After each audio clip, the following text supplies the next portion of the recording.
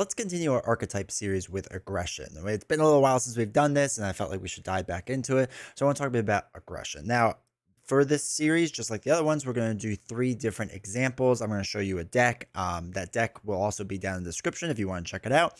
But these aren't like the best archetypes or anything like that. They're not even perfect deck builds. They're just to get you the rough idea and kind of thinking in that strategy of how to build like this sort of deck. And again, if you really like this video, let me know, and we could do more of these type of decks. So let's just dive in and go see the first one. I guess the important thing also before we do is that this is solo focused, and it's my opinion.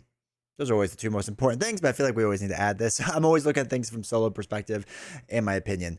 In general, again, like I said, not necessarily the best decks out there or the best archetypes out there, but good enough and decent enough decks to get the point across. So, all right, now let's go check them out. All right, so in the past, we kind of talked about cards first and then the deck, but I wanted to switch it around this way because I think it might make it a bit easier. So I want to talk about the Minion Slayer build. Now, aggression really kind of is all about minion slaying and different things that you can do with that. So this is a Thor Minion Slayer deck. The reason I picked Thor is because he's great with his response. After you engage a minion, you draw 2 cards. Now, he has cards like, where is it? Defender of the 9 Realms. That helps a lot, where you discard cards on the top of your encounter deck to discard a minion, and then you get to remove 3 threat. That's kind of huge because then that activates his card draw. One thing I will say is if you're looking for a card like that, looking for trouble. I didn't put it in this deck because it'd be redundant. But if you're looking for this type of build with someone that's not Thor, you can use looking for trouble to discard cards at the top of the encounter deck until you discard a minion, put that minion into play, engage with you, remove 3 threat from the scheme. So it's kind of like the same exact thing. Now, the way that I did this deck was basically we had cards like Angela, which I like because after Angela enters play, you can after enters play under your control, search the top 10 cards of the encounter deck for a minion, you can put them into play, right? So hopefully you get at least 1 minion, but if you get a couple, you can make the decision of who is the best minion to play. Other allies I think that are good is Valkyrie, because she is goated, obviously, but after she enters play, deal 2 damage to a minion, 3 if you paid using a lightning resource, which again, for Thor, he doesn't have a ton. I thought he had more lightning resources, but it's not a ton, at least on this deck. But you could build more heavily that way if you really wanted to.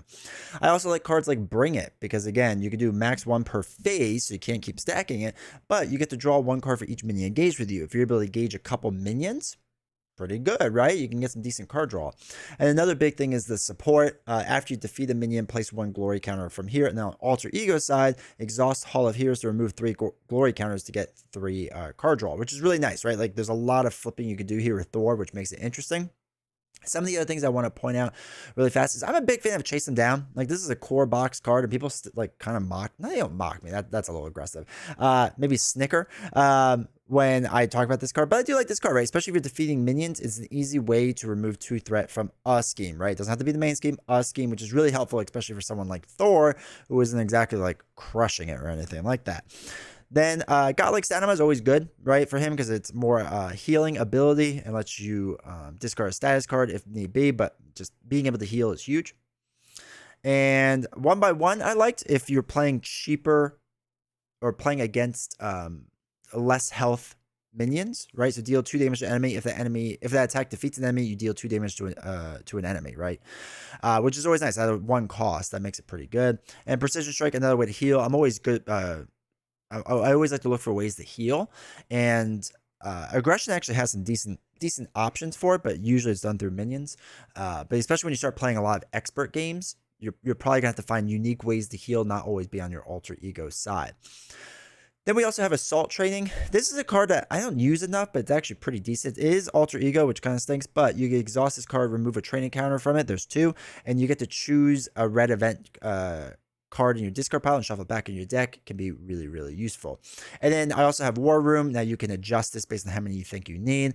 After an ally attacks and defeats a minion, exhaust War Room to remove 1 threat from a scheme. Again, if you're kind of building out a bunch of minions, and especially if they're cheap minions, and you can do 1 by 1 and knock off a couple, right? That's helpful. Well, not really a couple. It would just be 1, right? Because you have to exhaust it. But you could do 3 war rooms if you wanted to. Oh no, you could. I'm sorry, it's max 1 play. That's right. You can't do 3, but you could do the 1. Sorry. But it's each round. If you engage a new minion, right, you should be able to keep the threat down, especially for solo. So that is something that can help out a lot.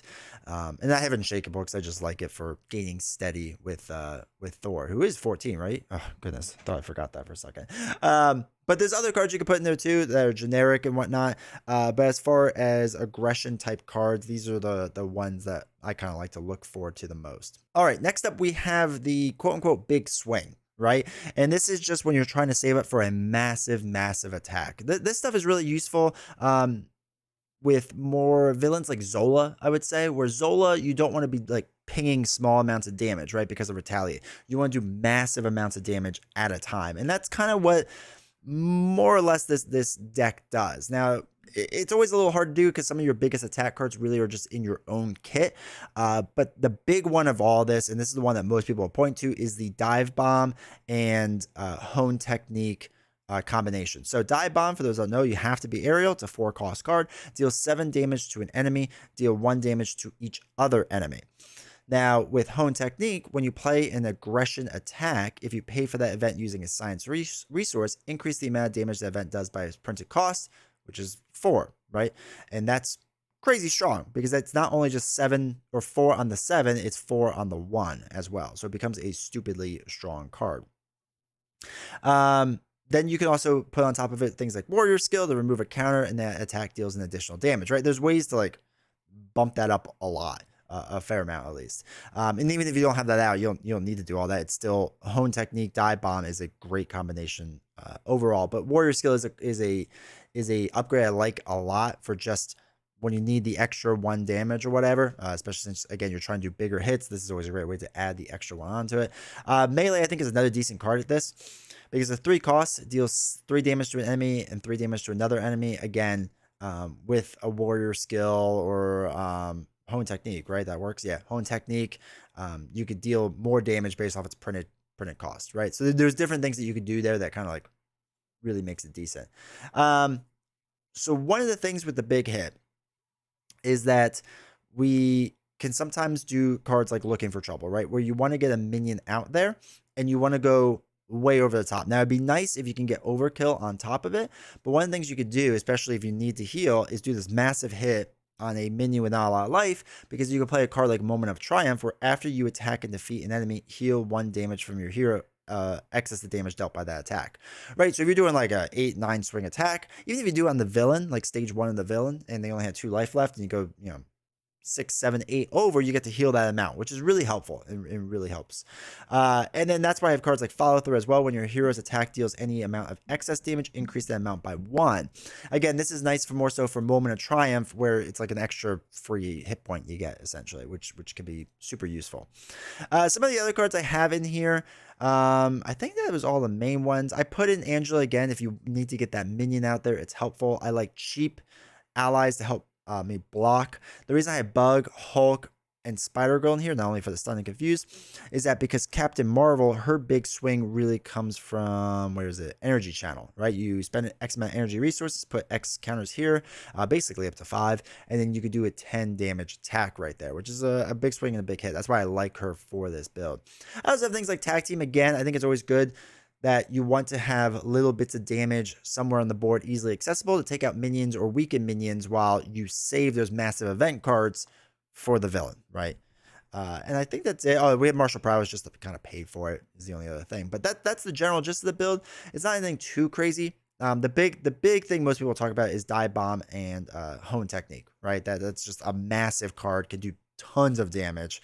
It's a little expensive. It's kind of hard to pull off, but if you can do it, it's pretty darn good, right? Pretty darn good. Or even if you can't do that combination, but you get Warrior Skill involved somehow, also fantastic, right? It's an interesting way to work with the interrupts of how to increase your damage output. So, yeah, that's basically everything I would do for again, that big swing event when you're dealing with villains that pinging damage isn't the best idea overall. The next one I want to call the cheap attack, right? And not a lot of people do this type of build because it's not super powerful, but it's more so something I've been doing recently with Hulk if I really want to go aggression. I know a lot of people think about like the big swing with Hulk, right? Like doing absolute crazy amount of damage, but the problem is like to set that up, and especially since you can't really like save cards, it's kind of tough to do. And what I've been experimenting with a lot and actually kind of like is the quote unquote cheap attack with Hulk. So the idea is, I personally like to put in Yarnborn on him, which I know is weird, but, whatever, just go with it for a second. So after your hero attacks, you can spend a fist resource. In general, Hulk wants a lot of fist resources. So if you just do a normal attack, right, you could throw that card away or spend it as a resource to do 2 damage to an enemy, which is nice. But the real reason I have Yarnborn in there is for cards like Mean Swing, where after you make a basic attack, you can exhaust a weapon upgrade on your hero, and your hero gets +3 for that attack, right? And then I'll have cards in there as well, like Precision Strike. So you deal 2 damage to enemy, and then if that defeats it, you get to heal 2, because Hulk, I don't... people have strategy with flipping down with Hulk, which I don't think is terrible. But I like to stay up in Hulk form as much as possible. We'll get into that a bit. But this is a way to heal. Again, we talk about how important healing can be. This is huge. Skilled Strike, when your hero makes a basic attack, he gets +2 for that attack. And then toe for toe, right? Sometimes this is always great, especially for heroes like Hulk, where they have a lot of hit points. So you could choose an enemy. That enemy attacks, you deal 5 damage to the enemy. It's really nice for a 1 cost. So I'll have cheap allies out there. Maybe a little bit for blocking, and like if there's like a tough somewhere, like to ping that off. You could also put in like a Precision Strike in this deck. It's a little more expensive because I was focusing so much on 1 cost. But if you're playing with someone that gets a lot of toughs, obviously put a Precision Strike in there. But we have cards like you'll pay for that, right? Because we want to get hit. So after the villain attacks, you remove 1 threat from a scheme for each damage you took. This is always good for Hulk. Mean Swing, we already talked about. 1 by 1, we talked about earlier, but deal 2 damage to enemy, do 2 more somewhere else. Precision Strike, we talked about. Skill Strike, we talked about. And toe to toe, we talked about. Again, the idea is these are basically, if you look, oh, my head's in the way. I have 19 cards that are 1 cost in here, right? And there's a lot. And I also have Martial Prowess, so this way we could do most of these events that are 0 or 1 cost cards with just Martial Prowess, in the hopes that the last 3, maybe we can work something different in there and get something going. I personally like to try to get Ingenuity on him, because if you have this with Martial Prowess, you get to the point where you can do like several different events in your turn. Now, it's a little bit of build out, and it kind of stinks because you really need Ingenuity to work, but it is possible, right? And there's different cards like the Ready Up event card that I can't remember off the top of my head. You could do cards like that as well to kind of get Hulk swinging a few times. But what's always nice is with Immovable Object, right? You're increasing his hit points by quite a bit. You're gaining Retaliate, which you want to get hit, so that works well. And then Endurance, because I want more hit points on him, because I can only heal so much. And then Boundless Rage is great, I think, because again, that +1 attack, where we're doing these different swing attacks for a decent amount, right? If you have Boundless Rage and you have a normal of 3 attacks, that's 4.